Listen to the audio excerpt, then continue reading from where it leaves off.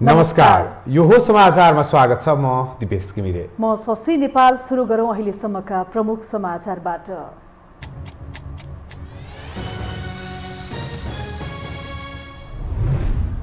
व्याख्यात्मक टिप्पणी अन्तर्राष्ट्रिय कानुन अनुसार एमसीसी को अङ्ग बन्ने प्रचण्डको दाबी। मुलुक दुर्घटनाबाट जोगिएको भनाई। सम्झौतामा एमालेको पनि सहयोग रहेको काङ्ग्रेसको जिकिर। संसदबाट अनुमोदन भइसके एमसीसी कार्यान्वयनको चरणमा। व्याख्यात्मक घोषणामा अमेरिका पनि सकारात्मक। नेपालमा रोजगारी बढ्ने र विकासले फड्को मार्ने विश्वास। पशुपतिनाथ क्षेत्रमा महाशिवरात्रिको सम्पूर्ण तयारी पूरा। रङ्गी चङ्गी फूल र कलात्मक आकृतिले पाशुपत क्षेत्र सजियो। सहजै दर्शनको व्यवस्था मिलाइएको कोषको दावी। युक्रेन आक्रमणको 6औं दिनमा आइपुग्दा हच्कियो रुस। बेलारुसमा वार्ता जारी। युक्रेनप्रति अन्तर्राष्ट्रिय समर्थन जुट्दै गर्दा वार्ता सफल हुनेमा आशंका। र ललितपुर मेयर महिला टी20 च्याम्पियनसिपको उपाधि एपीएफले जित्यो। ज्योति पाण्डेले दिन सर्वाधिक 43 रनको योगदान। सुदूरपश्चिम 8 विकेटले पराजित।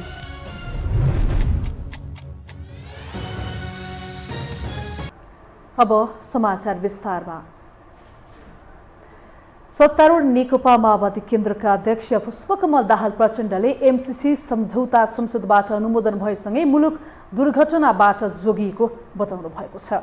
आज खुमलटारमा पत्रकार सम्मेलन गरी अध्यक्ष प्रचण्डले एमसीसीका कारण राजनैतिक दलहरू र समाज नै विभाजित भई प्राप्त उपलब्धि पनि गुम्ने खतरा पैदा भएको बताउनु भएको हो। प्रतिनिधि सभाबाट एमसीसी सम्झौताको व्याख्यात्मक घोषणा सहित अनुमोदन हुनुले यसले कानुनी मान्यता प्राप्त गरेका अध्यक्ष प्रचण्डले बताउनु भयो। 12 बुँदे व्याख्यात्मक घोषणा सहित अनुमोदन भए पश्चात नेपाली समाज विभाजन हुनबाट पनि बचेको उहाँले उल्लेख गर्नुभयो।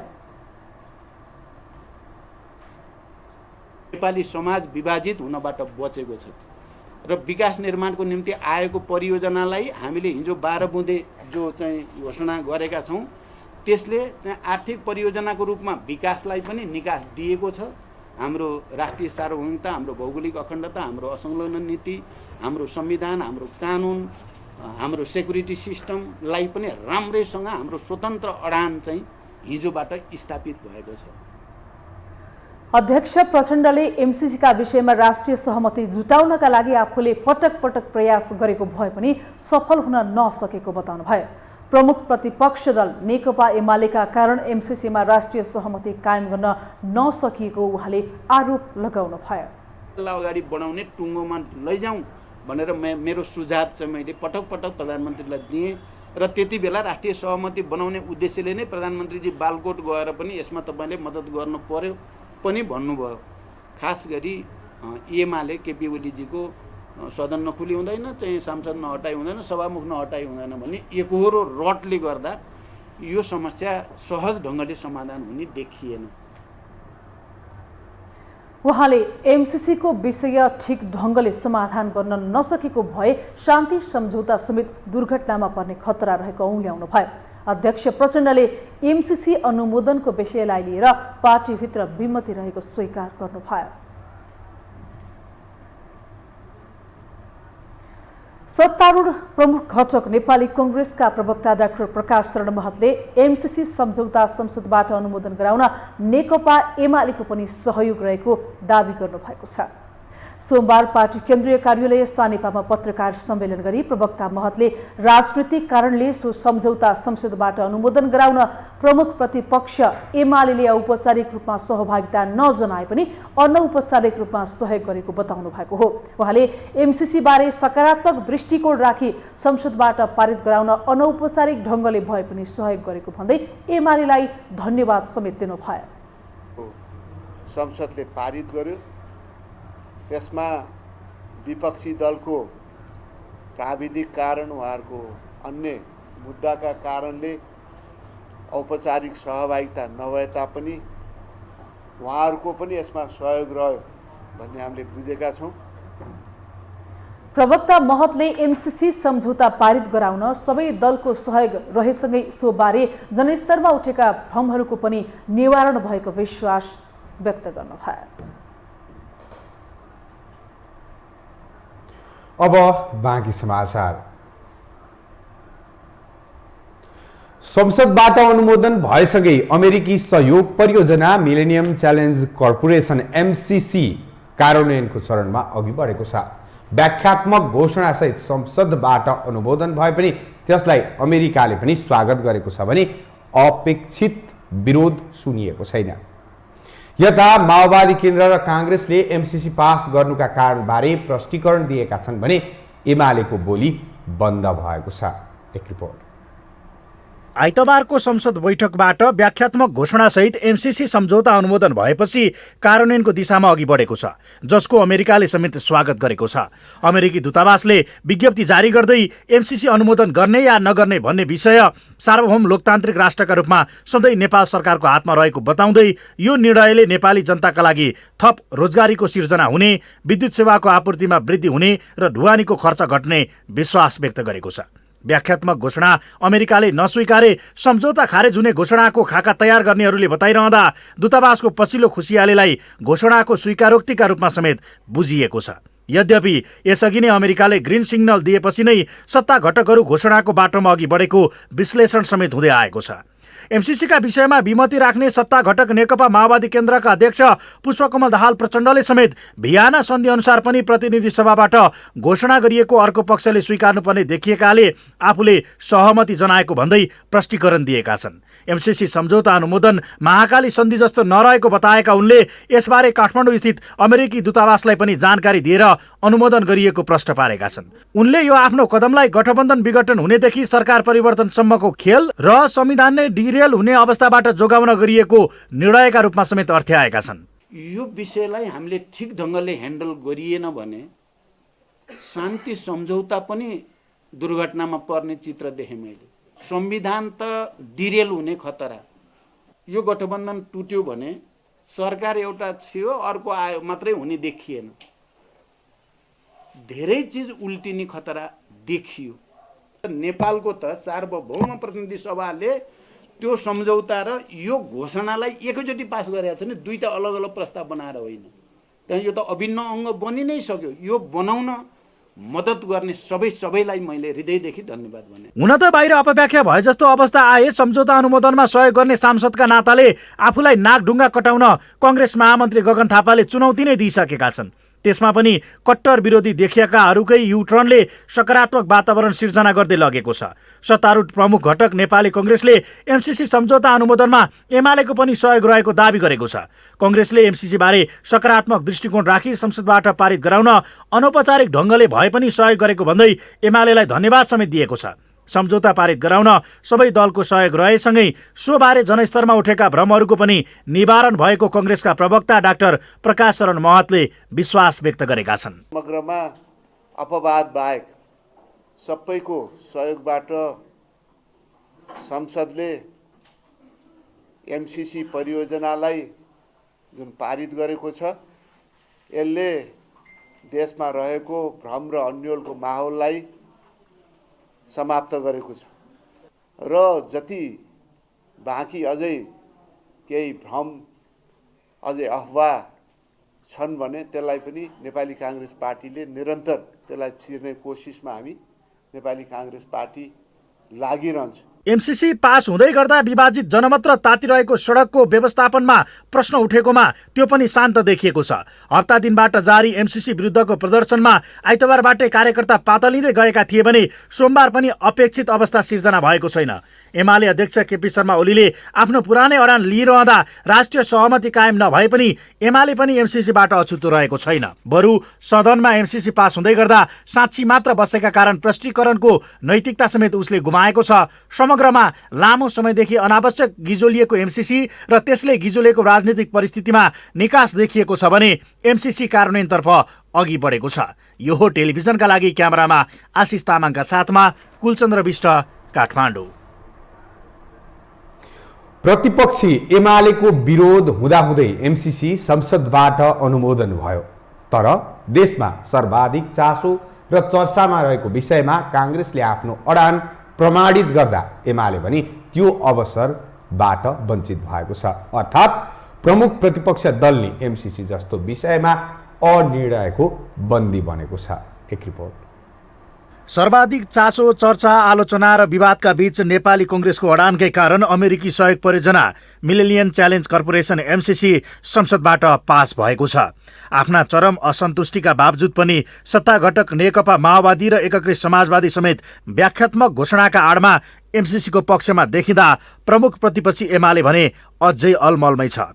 कुनै समय MCC नपढेकाहरूले विरोध गरेको बताउने केपी शर्मा ओली निर्णायक समयमा भने न सदनमा देखिए न त सडकमा नै। MCC निर्णयार्थ संसदमा पेश हुँदा डाक्टर भीम रावल लगायतका केहीले व्यक्तिगत रूपमा विरोध गरे पनि एमाले धारणा नै बनाएन। MCCलाई अगाडि बढाउन प्रधानमन्त्री देउवाले प्रयास गर्दा सत्तारूढ गठबन्धनको धारणा सार्वजनिक भएपछि निर्णय गर्ने बताएको एमाले निर्णयार्थ प्रस्तुत गर्ने बेलासम्म कुनै धारणा सार्वजनिक गरेन। एकै दिन 2वटा संसद चल्दा समेत MCCको विरोधमा एउटै पनि नारा लागेन भने एमाले संसदीय प्रक्रियाबाटै अलग बस्यो। अर्थात् प्रमुख प्रतिपक्षी विवादित बनेको MCCबाट पन्सियो, अनिर्णयको बन्दी बन्यो, जुन एमालेको गैर जिम्मेवारीको पराकाष्ठ भएको MCCको विषयमा बोल्दै आएका डाक्टर सूर्यराज आचार्यको भनाइ छ। प्रमुख प्रतिपक्ष दल नेकपा एमाले नारा लगाएर बस्नु, उहाँको नारा पनि के हो हेर्नुहोस्। उहाँहरू साँच्चै भन्नु हो भने संसदको हिजोको वेलमा उहाँहरूको भूमिका के हो, त्यो अत्यन्तै चाहिने तपाईँको चाहिने एउटा प्रहसनको काम उहाँहरूले गर्नुभएको छ र त्यो कुरा राजनीतिक रूपमा उहाँहरूलाई व्याख्या गर्न सजिलो हुने छैन। उहाँहरूलाई जसरी सत्ताच्युत गरियो हुनुभयो होइन, त्यसप्रति उहाँहरूको छुट्टै व्याख्या होला, त्यो पाइन्छ। राजनीतिमा मन दुखाउन, चित्त दुखाउन, आक्रोश गर्न पाइन्छ। तर यस्तो किसिमको राष्ट्रिय एजेन्डाको कुरामा त हामी त पहिल्यैदेखि पास गर्ने भनेको हाम्रो समर्थन छ है भनिदिएको भए यत्रो किचलोमा आउने थिएन। बैठकको सुरुमा एमालेका अध्यक्ष ओली आफै बेलमा थिए। अरू दिन बिरलै देखिने ईश्वर पोखरेल र विष्णु पौडेल लगायत सांसद पनि पुरै समय बेलमा रहे, तर उनीहरूले नारा लगाएनन्। एमाले सांसदले संवैधानिक सर्वोच्चता कायम गर, हाम्रो विरोध जारी छ, गैर सांसदलाई प्रवेश निषेध गर, पार्टी फुटाउने षड्यन्त्र मुर्दाबाद जस्ता नारा लगाइरहँदा पूर्व सभामुख तथा एमाले संसदीय दलका उपनेता सुभाष चन्द्र नेम्बाङले कहिले टेबलमा अडेस लगाए त कहिले बेलमा उभिएर नाराबाजीको अवलोकन गरिरहेका थिए, जसको सम्बन्ध MCC पास गर्ने तर अपजस नलिने एमालेको रणनीतिसँग थियो। जनस्तरमा उठेको विरोधलाई हेक्का राख्दै MCCको पक्ष विपक्षमा नउभिने तर MCC पारित गर्न सहजीकरण गर्ने रणनीति अनुसार एमाले आफ्नो अङ्कगणितलाई MCC पारित गराउन प्रयोग गर्यो। यसअघि नै एमाले आफ्नो कित्ता प्रष्ट पारिदिएको भए MCC यसअघि नै वारपारको स्थितिमा पुग्ने विश्लेषणका बीच आइतबार पनि एमाले MCCको साक्षी मात्र बस्यो। तर एमालेका नेताहरूले भने आफूलाई MCCको प्रक्रियाबाट विमुख बनाएको प्रतिक्रिया दिएर पन्सिएका छन्।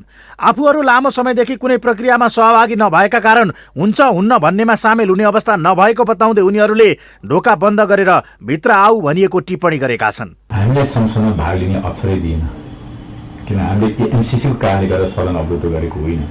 हामी विगत भर्खरदेखि लगातार हामी सदनमा बेल घेर्ने काम र आफ्ना मागलाई सम्बोधन गरियोस् भनेर सदन र सरकारसँग हामी भनिरहेका छौँ।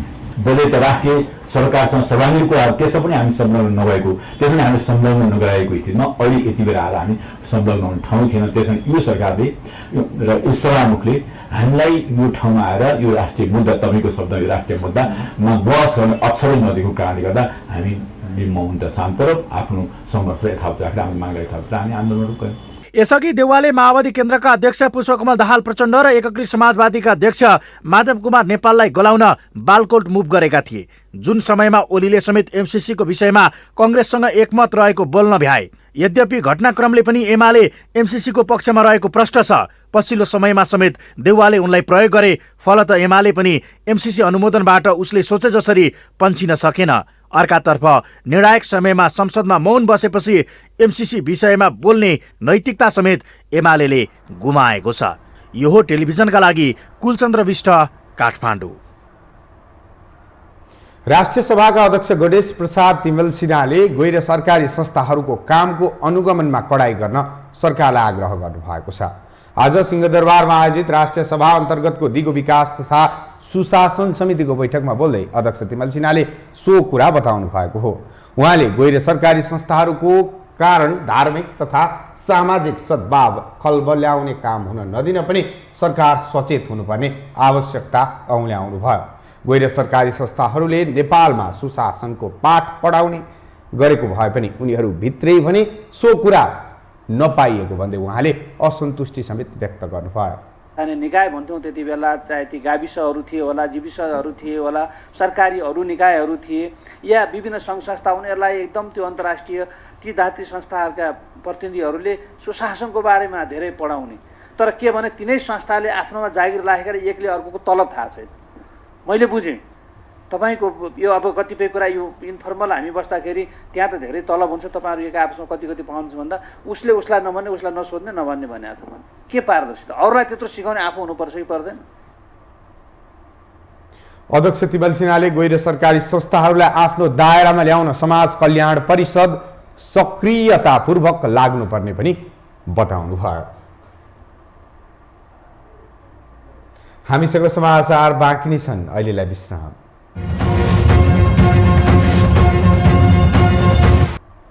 विश्रामपछि स्वागत छ। अब बाँकी समाचार। स्थानीय तह निर्वाचनमा भाग लिने प्रयोजनका लागि 80वटा राजनैतिक दलले निर्वाचन आयोगमा दल दर्ता निवेदन दिएका छन्। आयोगले दिएको समयमा 80 दलले दर्ताका लागि निवेदन दिएका हुन्। आयोगबाट 110 दलले मान्यता पाएका मध्ये 80 दलले मात्रै स्थानीय चुनावमा भाग लिन दल दर्ता गरेका छन्। 2079 वैशाख 30 मा स्थानीय तहको निर्वाचन हुँदैछ। सरकारले निर्वाचन मिति घोषणा गरेसँगै आयोगले तयारीलाई तीव्रताका साथ काम अगाडि बढाइरहेको छ। संविधान र राजनीतिक दल सम्बन्धी ऐनमा निर्वाचन प्रयोजनका लागि दल दर्ता गर्नुपर्ने व्यवस्था रहेको छ। हिन्दू धर्मावलम्बीहरूको महत्त्वपूर्ण चाड महाशिवरात्रिको पूर्व सन्ध्यामा पशुपतिनाथ क्षेत्रमा भक्तजनहरूको घुइँचो लाग्न थालेको छ। पशुपति क्षेत्र विकास कोषले पशुपति दर्शनमा आउने भक्तजनहरूले सहज रूपमा मन्दिर दर्शन गर्न पाउने दावी गरेको छ। एक रिपोर्ट। महाशिवरात्रिको पूर्व सन्ध्यामा हिन्दू धर्मावलम्बीहरूको आस्थाको केन्द्र पाशुपत क्षेत्र झकेझकाउ र भरिभराउ भएको छ। आराध्य देव भगवान शिवको पूजा आराधना गरी मनाइने महाशिवरात्रिको रौनकताले पशुपति क्षेत्र धपक्क बलेको छ। भक्तजनहरूको स्वागतमा पशुपति क्षेत्र तम तयार छन्।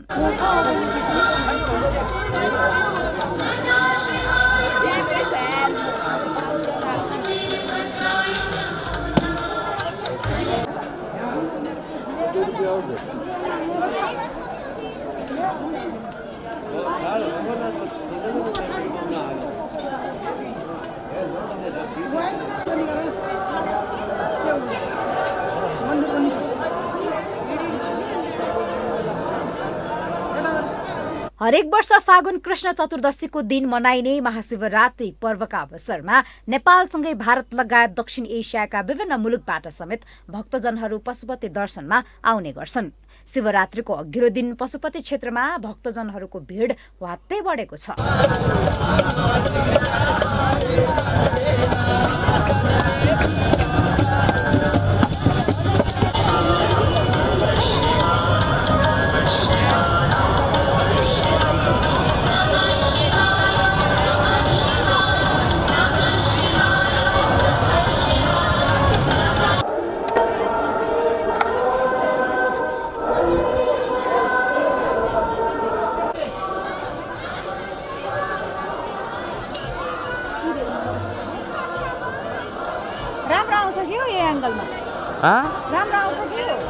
पशुपति क्षेत्र विकास कोषले महाशिवरात्रिको सम्पूर्ण तयारी पूरा भएको जनाएको छ। कोषले भक्तजनहरूको सुरक्षा र दर्शनलाई व्यवस्थित बनाउनुको साथै आवास, भोजन, लाइटिङ, स्वास्थ्य, वातावरण, सरसफाई, स्वयंसेवक परिचालन, साधु सन्तको सेवा लगायत सबै विषयलाई प्राथमिकता दिएको जनाएको छ। र भक्तजनहरूको लागि हामीले जति सके छिटो दर्शन व्यवस्था कसरी गर्ने भन्ने त्यसैमा नै केन्द्रीकृत छौँ र उहाँहरूको सुरक्षाको कुरालाई नै लिएर हामी सुरक्षाको सबै बैठक बसेर अन्तिम चरणमा हामीले अहिले अब भक्तजनहरूको एउटा भनौँ न स्वागतको लागि पशुपति क्षेत्र विकास कोष, भगवान आराध्य भगवान पशुपतिनाथको मन्दिर र सम्पूर्ण हामी कर्मचारीहरू चाहिँ नि भक्तजनको स्वागतको लागि तयार छौँ। हाम्रो 10 वटा उपसमिति बनेको छ। त्यो उपसमितिले आफ्नो सम्पूर्ण तयारी पुरा गरिसकेको अवस्था छ। जहाँसम्म भक्तजनको कुरा हो, अब भक्तजनहरू रोगसँग त सबै डराउनुपर्छ होइन, त्यसले गर्दाखेरि हामीले चाहिँ अनिवार्य मास्क लगाउनुहोस् भन्ने आह्वान चाहिँ हामी गरेकै पनि छौँ। महाशिवरात्रि पर्वलाई व्यवस्थित गर्न 5000 बढी स्वयंसेवक परिचालन हुनेछन्। विभिन्न सङ्घ संस्थाको पहलमा निशुल्क खाना, स्वास्थ्य सेवादेखि जुत्ता चप्पल राख्ने लकरसम्मको व्यवस्थापन गरेको छ। हामीले पोहोर खुवाउँदा लगभग 18,000 भक्तजनलाई खुवायौँ। अब यसपालि कोरोनाको बेलामा के कस्तो छ थाहा हुँदैन, कतिजना भक्तजन आउँछन् भन्ने कुरा थाहा छैन, तर हाम्रो स्टल खाली चाहिँ हुँदैन। बिहान हामीले 12 बजे खोल्यौँ, भोलि बेलुका 8 बजीसम्म यतिकै लाइन हुन्छ हाम्रोमा। 18 देखि 20 वर्ष जति भयो क्यारे गर्दै आएको। हामीले यसमा मात्रै होइन, तपाईँको हामीले तीजमा पनि गर्छौँ, अनि माघे सङ्क्रान्ति पनि गर्छौँ, अनि साउनको सोमबार पनि गर्छौँ होइन। तर यो 2 वर्ष भयो शिवरात्रि बाहेक अरू कार्यक्रम हामीले एकचोटि चाहिँ हामीलाई शिवरात्रि भनेको चाहिँ अब पशुपतिनाथ मन्दिर भनेको हाम्रो विश्वमा परिचित मन्दिर हो होइन। हाम्रो यो वर्ष मित्र पार्क तथा गौरीघाट भएर उमा कुण्ड दक्षिण मूर्ति हुँदै रुद्रा गाडेश्वर उत्तर ढोकाबाट एक लाइन, जयबागेश्वरी इँटा पाखा भएर भुवनेश्वर स्थित फलामको सानो ढोकाबाट पश्चिम ढोकाबाट एक लाइन, 32 पुतली गौशाला तथा एयरपोर्ट गौशाला भएर पिङ्गाल स्थित सुमार्गी भवन अगाडि 4 शिवालय पञ्चदेवल हुँदै दक्षिण ढोकाबाट एक लाइन गरी बाहिरी रूपमा 3 स्थानबाट पशुपति दर्शन गर्न लाइनको व्यवस्था गरिएको छ। महाशिवरात्रिको अवसरमा पशुपति दर्शनमा आउनुहुने भक्तजनहरूले यो वर्ष यो भित्तामा कोरिएका तस्बिरहरूले अझ थप आकर्षण थप्ने पक्कै पनि छ। यो टेलिभिजनका लागि क्यामेरामा अविष्ट लामाका साथमा निम्लेकी शेर्पा, काठमाडौँ। अब बाँकी समाचार। काठमाडौँको नयाँ बानेश्वर स्थित संसद भवन अघिको मूल सडकमा फेला परेको शङ्कास्पद वस्तु नेपाली सेनाले निष्क्रिय बनाएको छ। आज संसद भवन अघिको मूल सडकमा राखिएको शङ्कास्पद वस्तु नेपाली सेनाले निष्क्रिय पारेको हो। कुकरमा तारले बेरेर नो एमसीसी लेखिएको थियो। कुकरभित्र इँटाको टुक्रा र कागज फेला परेको नेपाली सेनाका क्याप्टेन सन्दीप थापाले बताउनु भयो। उहाँले प्रेसर कुकर तर्साउनका लागि भएको र कुकरभित्र कुनै पनि विस्फोटक पदार्थ नभएको स्पष्ट पार्नु भयो। त्यसमा शङ्कास्पद वस्तु हो कि भन्ने इन्जिन मात्रै दिन खोजिएको हो, तर यसमा शङ्कास्पद वस्तु हुनको लागि आवश्यक पर्ने कम्पोनेन्टहरू त्यही भएर यो कम्प्लिटली फेक हो। वक्स भन्छौँ हाम्रो भाषामा चाहिँ, यो चाहिँ फेक हो। हिजो आइतबार संसदबाट अमेरिकी सहयोग परियोजना एमसीसी बहुमतले अनुमोदन गरेपछि नेत्र विक्रमचन्द विप्लव नेतृत्वको नेपाल कम्युनिस्ट पार्टी सहित अन्य 6 राजनैतिक दलले आज नेपाल बन्दको घोषणा गरेका थिए। बन्दको प्रभाव भने देशभर आंशिक रूपमा मात्रै परेको छ। पछिल्लो 24 घण्टामा नेपालमा थप 180 जनामा कोरोना संक्रमण पुष्टि भएको छ। स्वास्थ्य तथा जनसङ्ख्या मन्त्रालयका अनुसार 5218 जनाको पीसीआर परीक्षण गर्दा 119 जना र 3123 जनाको एन्टिजेन परीक्षण गर्दा 61 जना गरी 181 जनामा संक्रमण पुष्टि भएको हो। संक्रमणका कारण 1 जनाको मृत्यु भएको छ भने 400 जना संक्रमण मुक्त भएका छन्। अब आर्थिक समाचार।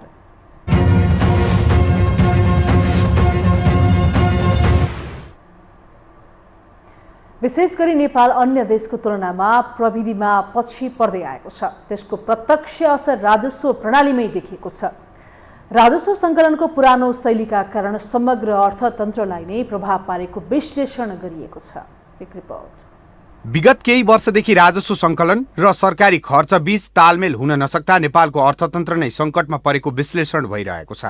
सरकारले राजस्व नियमित रूपमा उठाउने तर खर्च भने समयमै गर्न नसक्दा अर्थतन्त्रमा वर्षेनी एउटै समस्या देखिने गरेको छ। विशेष गरी विश्वमा प्रविधिको क्षेत्रमा आएको परिवर्तन नेपालमा आउन नसक्दा राजस्व प्रणालीमा असर परिरहेको हो। विश्वमा राजस्व सङ्कलनका लागि बढ्दै गएको नयाँ प्रविधिको प्रभावको विषयमा सरकार परिवर्तन हुन नसक्दा नेपालको समग्र अर्थतन्त्र नै प्रभावित भइरहेको छ। क्रिप्टो करेन्सी लगायत अन्य डिजिटल भुक्तानीका विषयमा समयमै सरकारको ध्यान गएको देखिँदैन। साथै अनलाइन व्यापारलाई करको दायरामा ल्याउन नसक्नुले पनि राजस्व सङ्कलनमा प्रभाव परिरहेको छ। साथै घर जग्गा कारोबारमा हुने घोटाला रोक्नका लागि कानुन नबन्दा पनि सरकारको खातामा घर जग्गाबाट आउने रकम पर्याप्त रूपमा नआएको विश्लेषण गरिएको छ। विश्वमा घर जग्गाको कारोबार एजेन्सी मार्फत हुने गरेको छ। तर नेपालमा विगत 10 वर्षदेखि घर जग्गाको कारोबारलाई व्यवस्थित गर्ने भनिए पनि पूर्ण रूपमा करको दायरामा ल्याउन नसक्नुले राजस्वमा प्रत्यक्ष प्रभाव परेको छ। रियल इस्टेट बिजनेसमा ठुलो घोटाला छ, ट्याक्स छली छ। घर घरमा टोल टोलमा कोठा कोठामा चाहिँ सोकल के भन्छ जग्गा व्यापारीहरू छन्। त्यसलाई व्यवस्थित गर्नु पर्यो भनेर हामीले चाहिँ अब सरकारले तुरुन्त कानुन जारी गरोस् र कुनै पनि सम्पत्ति चाहे त्यो बेचबिखन होस्, चाहे भाडाको दिने कुरा होस्, घर होस् या जग्गा होस् या अरू कुनै प्रपर्टी होस्, त्यसको व्यापार व्यवसाय गर्ने काम चाहिँ एजेन्सीले मात्र गर्न पाउनुपर्छ। संसारमा एजेन्सीले मात्र व्यापार गर्छ। यता आन्तरिक राजस्व विभाग पनि कोरोनाको समस्यामा सरकारले कर सम्बन्धी ल्याएका स्किमको विषयमा प्रचार कमी भएको स्वीकार गर्छ। कोरोनाको समयमा साना करदाताका लागि ल्याएका करका स्किमको बारेमा सबै करदाता सामु पुर्याउन विभागले नसकेको उसको भनाइ छ। अझै फागुन र चैतमा केही स्किमको समय बाँकी रहेकाले विभागले आफू मातहतका सबै कार्यालयमा स्किमको कार्यान्वयनका लागि परिपत्र गर्ने आश्वासन दिएको छ। अझै समय बाँकी भएका स्किमहरू कार्यान्वयन गराउनलाई हामीले आजैदेखि यो कसरी के गर्न सकिन्छ भनेर मैले विभाग फर्किने बित्तिकै हाम्रा मातहतमा रहेका 84वटा कार्यालयहरूलाई परिपत्र गर्ने र केही कुराहरू गर्नलाई मैले विभागमा रिपोर्टिङ गर्न पनि देखेको छु। कतिपय त स्किमको म्याद गइसकेको छ, यहाँलाई पनि जानकारी छ। स्किममध्ये धेरै स्किमको म्याद पुस मसान्त थियो भने त्यो गुजिसकेको छ। राजस्व अनुसन्धानका लागि केही नीतिगत र व्यवस्थापनका समस्याहरू रहेका छन्। मुख्य रूपमा हुन्डीको कारोबार पनि एउटा प्रमुख समस्या हो। त्यस्तै आन्तरिक राजस्वतर्फ अन्तशुल्क वा आयकरको बिलको पनि चरम समस्या रहँदै आएको छ। साथै कर शिक्षा सरल भाषामा बुझ्ने गरी करदातालाई बुझाउन पनि सरकार असफल हुँदै आएको छ। यो समाचारका लागि क्यामेरामा सिरज श्रेष्ठका साथ दिपेश घिमिरे, काठमाडौँ। साताको दोस्रो कारोबारको दिन आज नेप्से परिसूचकमा गिरावट आएको छ। आइतबार 7.73 अङ्कले घटेको नेप्से परिसूचक आज 43.10 अङ्कले घटेर 2610.60 बिन्दुमा झरेको हो। त्यस्तै सेन्सिटिभ इन्डेक्स 6.64 अङ्क, फ्लोट इन्डेक्स 2.81 अङ्क र सेन्सिटिभ फ्लोट इन्डेक्स 2.14 अङ्कले घटेको छ। आज कारोबारमा आएका 227 कम्पनीको 78,34,915 किता 3,66,1,89,868 रुपियाँ बराबरको खरिद बिक्री भएको छ। आइतबारको तुलनामा आज कारोबार रकममा सामान्य वृद्धि भएको छ। नेप्सेका 13 उपसमूह रातम्य भएको छ। हामीसँग अन्तर्राष्ट्रिय र खेल समाचार बाँकी नै छन्। अहिलेलाई विश्राम।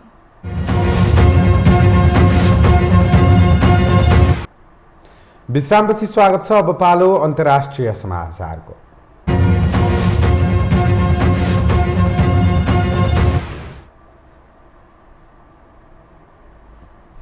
युक्रेन आक्रमणको 6 दिन आइपुग्दा रुस केही हच्किएको छ। आक्रमणलाई निरन्तर जारी राखे पनि युरोपेली युनियनले लगाएको आर्थिक प्रतिबन्धले रुसलाई नराम्रोसँग प्रभावित गरेको छ, जसको प्रभाव वित्तीय प्रणालीमा देखिएको छ। फलत रुस र युक्रेन बीच बेलारुसमा वार्ता यति बेला भइरहेको छ, जुन वार्ताले युद्ध रोकिने अपेक्षा गर्न सकिन्छ। रुसले युक्रेनमा आक्रमण गरेको 6 दिन भयो। आणविक हतियार र सैन्य शक्तिले भरिपूर्ण रुसका विरुद्ध युक्रेनी सेना, नागरिक र स्वयं राष्ट्रपति भोलोदिमिर जेलेन्स्कीले मेसिन गन भिरेर प्रतिकार गरिरहेका छन्। आक्रमण भरेको 6औं दिनसम्म आइपुग्दा समेत रुसले युक्रेनमा पूर्ण रूपमा कब्जा जमाउन भने सकेको छैन। सोमबार मात्र युरोपेली युनियनको थप प्रतिबन्धको सामना गरेको रुस केही हच्किएको जस्तो देखिन्छ। हुन सक्छ रुसलाई युरोपबाट व्यापारिक रूपमा अलग्गिन मन छैन। हुन त युक्रेनमाथि हमलापछि रुसको बैंकमाथि युरोपेली देशको प्रतिबन्धको असर देख्न थालिसकेको छ। यसैबीच रुसको सेन्ट्रल बैंकले आफ्नो ब्याज दरमा व्यापक वृद्धि गरेको छ। रुसको सेन्ट्रल बैंकले ब्याज दरलाई 9.5%बाट बढाएर 20% बनाइदिएको छ। पश्चिमी देशको तर्फबाट लगाइएको आर्थिक प्रतिबन्धका कारण रुसको मुद्रा रुबलको खस्किदो मूल्य र महँगीमाथि लगाम कस्ने उद्देश्यले यस्तो कदम उठाइएको हो। अर्थ मन्त्रालयका अनुसार मस्कोले कम्पनीलाई आफ्नो विदेशी मुद्रा राजस्वको 80% बेच्न पनि आदेश दिएको छ। सेन्ट्रल बैंकले एक बयानमा भनेको छ, रुसी अर्थव्यवस्थाको बाहिरी परिस्थिति असाध्यै धेरै फेरिएको छ। हामी अत्यन्तै समस्यामा छौँ। यसले के प्रमाणित हुन्छ भने आक्रमणले रुसलाई आर्थिक रूपमा ठूलो क्षति पुर्याइरहेको छ। सोमबार साँझ नै युक्रेन र रुस बीच वार्ताको तयारी समेत भएको छ। बेलारुसले युक्रेन र रुसका प्रतिनिधि मण्डलको वार्ताका लागि ठाउँ तयार भएको जनाएको छ। वार्ताका लागि युक्रेन र बेलारुसको सीमा नजिक ठाउँ तयार गरिएको छ। युक्रेन आफ्ना राजदूतलाई त्यहाँ पठाउन तयार भएको छ, तर बेलारुसका राष्ट्रपति अलेक्जेन्डर लुकासेन्स्कोले रुसलाई सघाउन आफ्नो सेना पठाउने निर्णय गरेको भन्ने समाचार बाहिरिएपछि बेलारुसको भूमिमा हुन लागेको वार्ता कति प्रभावकारी होला भन्ने आशंका समेत पैदा भएको छ। रुसले वार्ता गर्न सहमति दिएसँगै युक्रेनका राष्ट्रपति जेलेन्स्कीले यस वार्ताबाट कुनै समाधान निस्किने आशा नरहेको बताएका छन्। तर युक्रेन र बेलारुसको सीमामा रुससँग शान्ति वार्ता गर्न युक्रेनी टोली पुगेको युक्रेनी अधिकारीहरूले बताएका छन्। उनीहरूका अनुसार वार्ताको मुख्य विषय युद्ध विराम र युक्रेनी भूमिबाट रुसी सेनाको फिर्ती हुनेछ। यसअघि बन्दोबस्ती तथा सुरक्षाका कारण उक्त वार्ता स्थगित भएको बताइएको थियो। त्यस्तै युक्रेनको रक्षा मन्त्रालयले रुसले आक्रमण गरेपछि भएको सङ्घर्षमा सुरुका 4 दिनमा 5000 भन्दा बढी रुसी सैनिकको मृत्यु भएको दावी गरेको छ। सोमबार जारी गरिएको विज्ञप्तिमा युक्रेनमा झण्डै 5300 सैनिकको ज्यान गएको तथा 191 वटा रुसी ट्याङ्क, 29 वटा लडाकु विमान, 29 वटा हेलिकप्टर र सैनिकहरू बोक्ने 886 वटा वाहन नष्ट पारिएको दावी गरिएको छ। यद्यपि यो दावीको स्वतन्त्र पुष्टि भने हुन सकेको छैन। यद्यपि युकेको रक्षा मन्त्रालयका अनुसार द्वन्द्वको प्रारम्भिक चरणमा रुसतर्फ ठूलो सैन्य क्षति भएको छ। रुसी रक्षा मन्त्रालयले आफ्नो पक्षमा पनि क्षति भएको स्वीकारोक्ति गरेको भोलिपल्ट युक्रेनले यस्तो दावी गरेको हो। तर रुसले आफूतिर भएको मानवीय क्षतिको कुनै विवरण दिएको छैन। राष्ट्रसङ्घका अनुसार रुसी आक्रमणले युक्रेनमा गम्भीर मानवीय समस्या सृजना गरेको छ। उसले युद्धमा मर्ने मानिसको सङ्ख्या निकै धेरै भएको हुन सक्ने जनाएको छ। यो समाचारका लागि दिपेश घिमिरेको रिपोर्ट। अब खेल समाचार।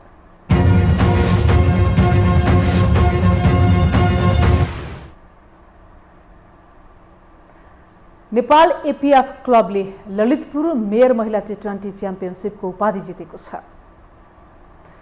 टियु क्रिकेट मैदानमा भएको फाइनलमा सुदूरपश्चिम प्रदेशलाई 8 विकेटले पराजित गर्दै एपीएफले लगातार दोस्रो पटक उपाधि जितेको हो। यस अघिको संस्करणमा पनि एपीएफले सुदूरपश्चिमलाई नै पराजित गर्दै उपाधि हात पारेको थियो। एपीएफलाई उपाधि दिलाउन ज्योति पाण्डेले सर्वाधिक 43 रनको योगदान दिएकी थिए। खेल समाचारसँगै हामी यो समाचारको अन्त्यमा आइपुगेका छौं। बिदा हुनु अघि प्रमुख समाचार पुनः एकपटक।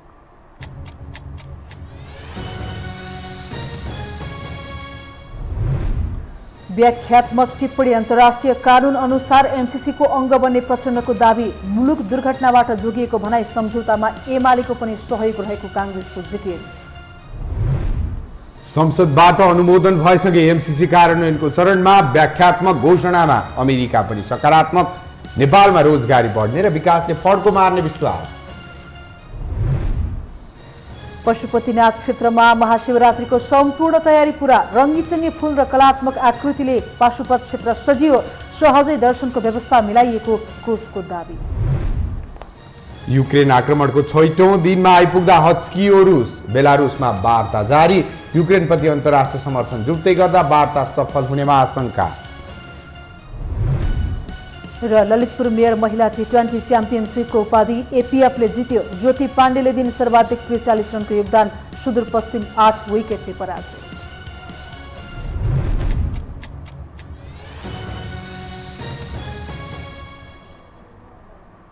हवस् त यो समाचार सकियो। समाचार बुलेटिनका साथै यो टेलिभिजनका सम्पूर्ण कार्यक्रम यो टेलिभिजन.com, यो खबर.com, युट्युब र फेसबुकमा पनि पढ्न र हेर्न सक्नुहुनेछ। मोबाइलमा यो टिभी एप डाउनलोड गरी हामीलाई प्रत्यक्ष हेर्न सक्नुहुनेछ। तथ्यसहितको निष्पक्ष समाचार तथा मनोरञ्जनका लागि यो टेलिभिजन हेर्दै गर्नुहोला। नमस्कार।